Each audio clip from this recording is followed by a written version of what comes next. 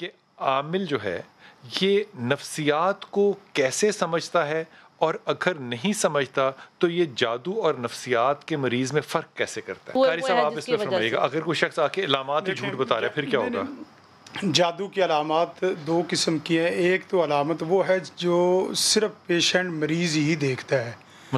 مثلاً اس کو آوازیں آتی ہیں، اس کو دکھائی دیتا ہے، اس کا تعلق میرے سے نہیں ہے، عامل سے ہے. فرض کیجئے وہ کسی سے سن کے آیا اور وہ آپ کو بتا رہا ہے اور وہ جھوٹ بتا رہا ہے، تو آپ کو پھر بھی سینے پہ بوجھ محسوس ہو جائے گا؟ نہیں، اس میں یہ ہے کہ دیکھیں اگر آوازیں آ رہی ہیں، صورت کاریہ اس کو اوپر پڑی جائے تو باقاعدہ فیل ہوتا ہے کہ یہ اس کی آوازیں روحانی شیطانی ہیں یا اس کی آوازیں نفسیاتی جو ہے نا وہ عام ماحول کی اور معاشرے کی وجہ سے ہے.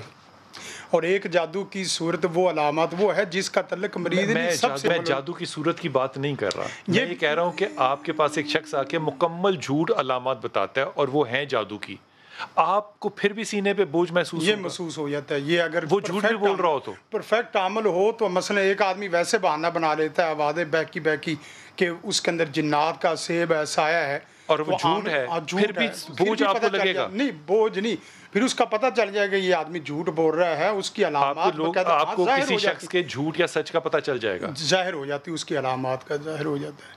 اب مثلا ایک پیچھے کیس ہے، اس نے ویسے ہی حاضری ڈال لی. میں نے اس کو کہا، میں نے کہا بیٹا دلوں کے بھید اس کا مطلب پتہ ہے؟ نہیں، دلوں کے بھید کا نہیں ہے، یہ علم ہے، یہ علم ہے.